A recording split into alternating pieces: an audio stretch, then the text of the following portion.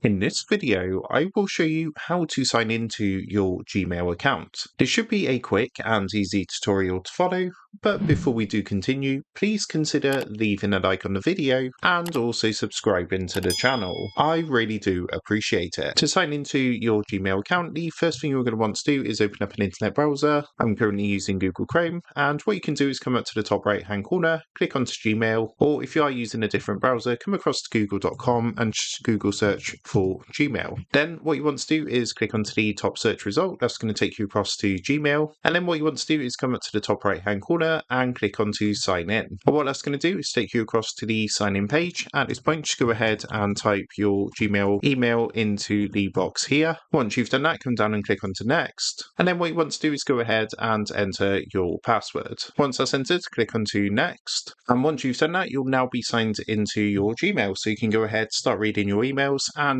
of course send emails from this Gmail account. So that's how to sign into your Gmail account. With that being said, I hope this quick tutorial did help you out today. And if this did help you out, I would really appreciate it if you was to consider dropping down below the video, leaving a like, and also subscribing to the channel. With that being said, I just want to take a minute. Thank you guys for watching this quick tutorial, and I will see you in the next video.